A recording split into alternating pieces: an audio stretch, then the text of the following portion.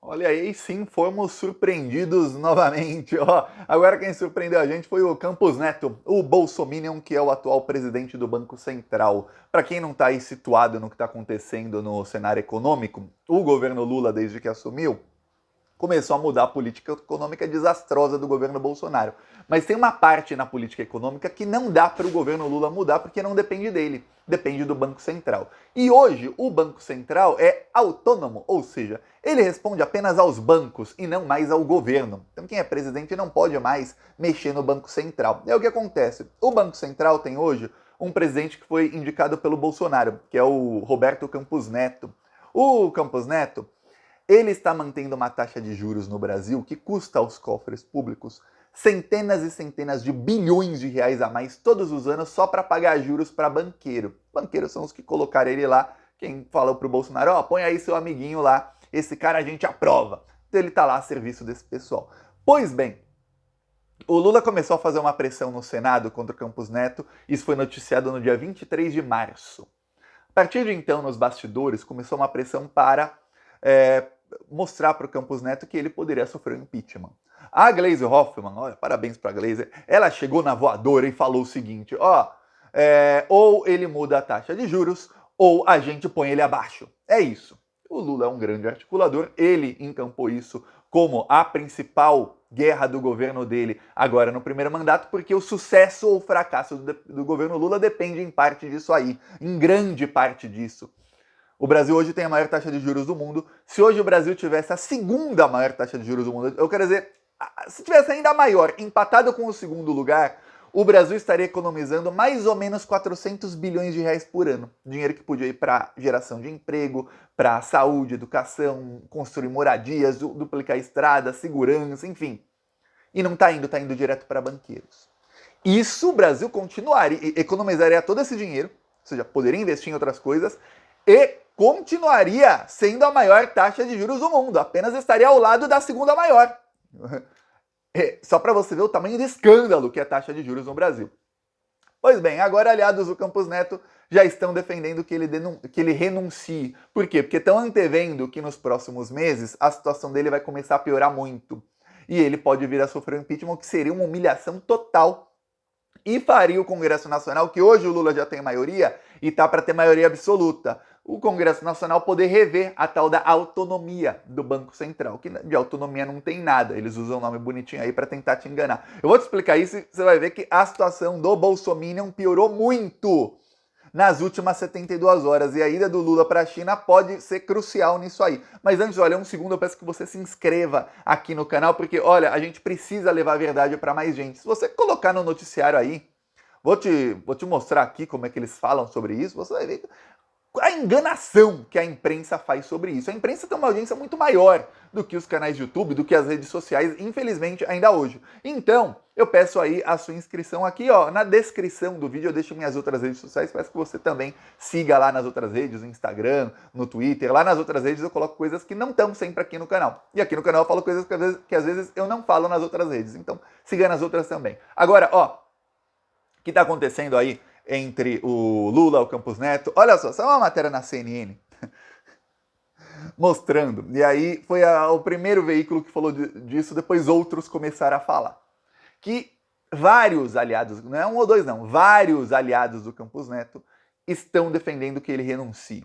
Aí um deles aceitou dar o nome. Então a matéria cita o nome dele, mas são vários aí que foram ouvidos em off também, falando as mesmas coisas. As aspas são deles. É o Rubem Novaes, que foi presidente do Banco do Brasil no governo Bolsonaro. Ele é muito amigo do Roberto Campos Neto. Eles são de famílias que tinham cargos, tinham tetinhas para mamar nos governos da ditadura. O avô do Roberto Campos Neto era o Roberto Campos vô, que era ministro do planejamento da ditadura. Ele tinha a chave do cofre. A chave do cofre da ditadura ficava com o avô do Roberto Campos Neto. Então, quando o Brasil tinha uma inflação aí de 200% ao ano, era o avô desse imbecil aí, tá?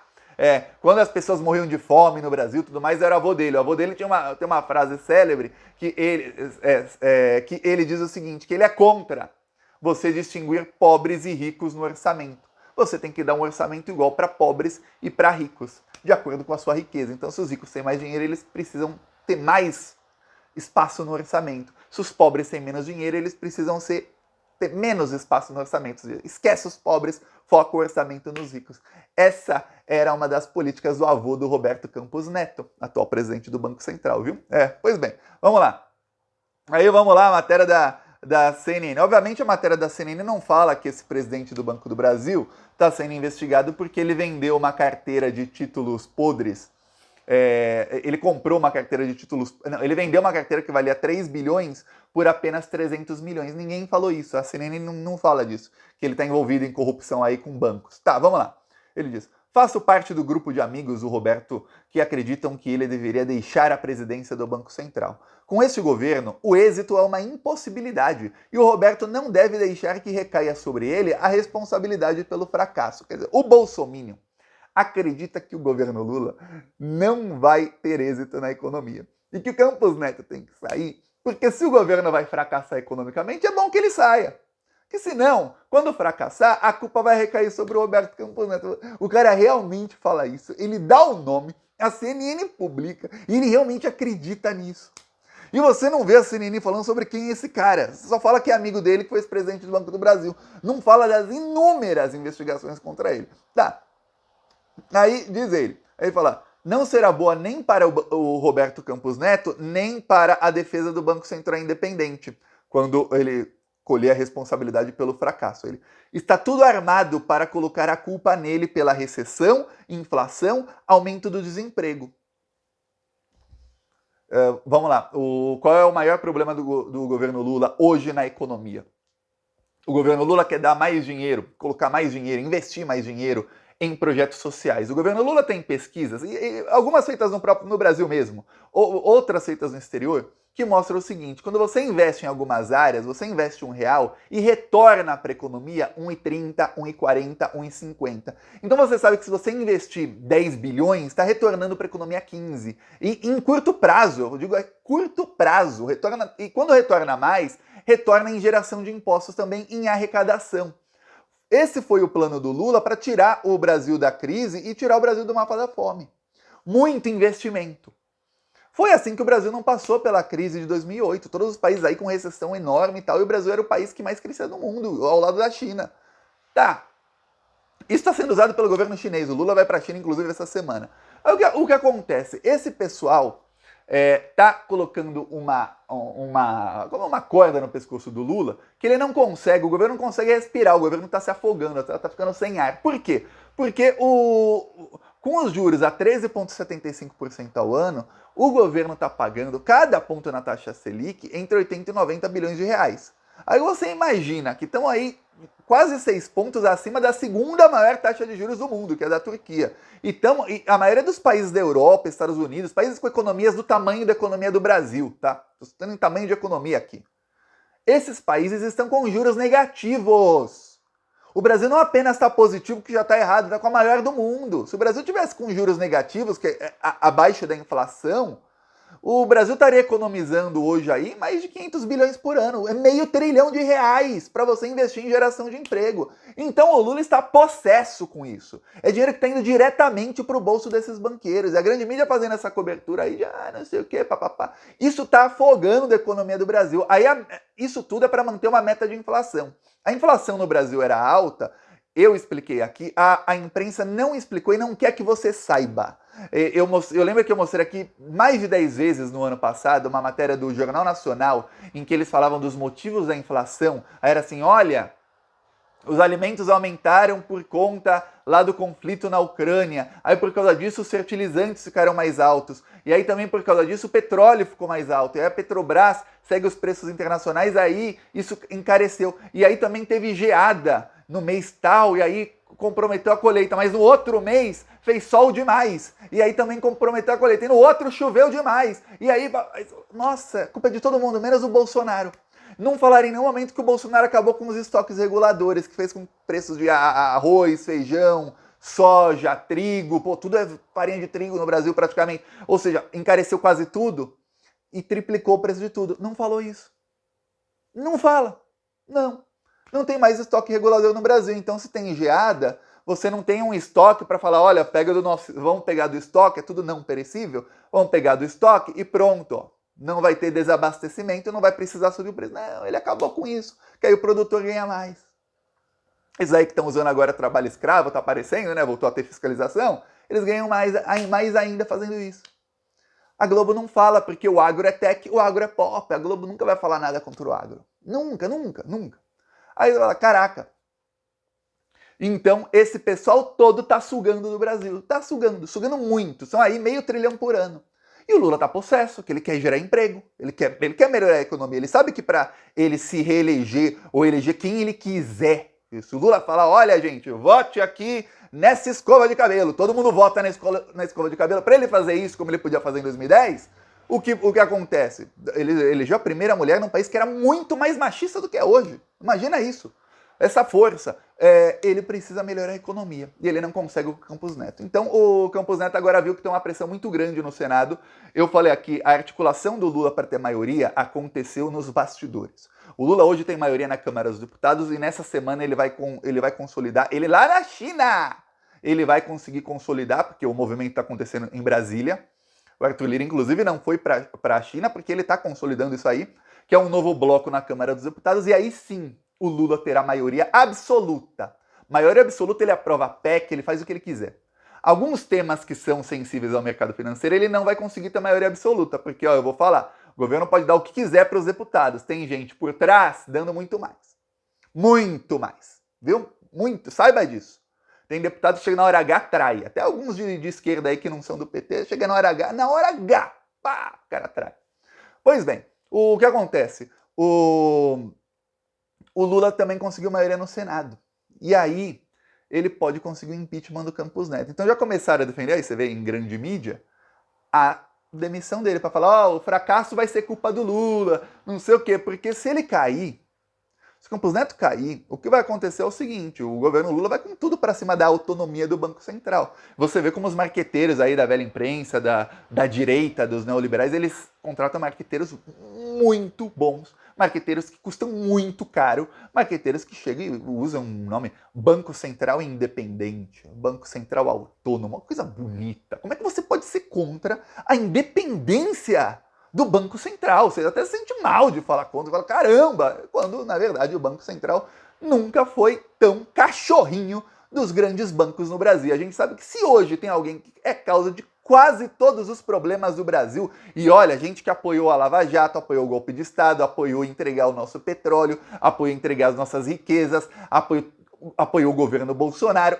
Se tem alguém que está sempre do lado dos problemas do Brasil, são os grandes bancos. Você tem um Banco Central subordinado a esse pessoal aí? Aqui não. Então a guerra começou, eu vou falar. A guerra começou com o Lula bombardeando o Campos Neto. O Campos Neto, ele começou a bombardear o Lula via velha imprensa, mas não deu certo. Você vê que já estão falando aí de renúncia dele, já está em vários locais da imprensa. Alguns falam, ele está ameaçando porque aí não sei o quê. Ó, eu vou falar, o Lula não está nem aí para essa ameaça. Tipo da ameaça que você faz, a pessoa... É igual o cara ter um tanque de guerra, você fala, vou jogar uma pedra no seu tanque de guerra, hein? Você vai ver. É isso, não adianta nada ameaçar se demitir. Pô, que coisa.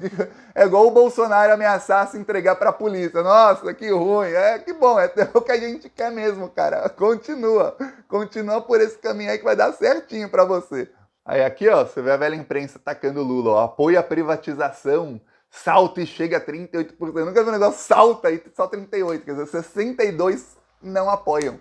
Mas saltou e chegou a 38%. É uma pesquisa que mostra, de repente caiu muito, subiu muito o apoio à privatização. Você fala, estranho, parece que é uma pesquisa enviesada. Aí você vê aqui, ó, isso foi capa da Folha, viu? Tanto do jornal, e ficou o dia inteiro na capa do portal, tanto da Folha como do UOL. Quem quiser pausa para ler aqui, ó, eu vou baixar o brilho, que aí você pode ler. Eu vou deixar bem pertinho aqui da câmera. Vamos lá. Dá para ler? Quem quiser pausa para ler, mas eu vou ler para você, e aí você vai se embasbacar com o que a Folha falou sobre o Lula cortar privatizações, porque obviamente que eles querem. Como o Estado gasta muito porque os juros são altos e estamos gastando aí R$500 bilhão a mais, dando para os bancos, eles querem o quê? Que aumente a arrecadação. Como aumenta a arrecadação sem aumentar impostos, Thiago? Privatizando. Aí você aumenta a arrecadação. Vamos lá. Lula falou que não vai privatizar aí 7 empresas.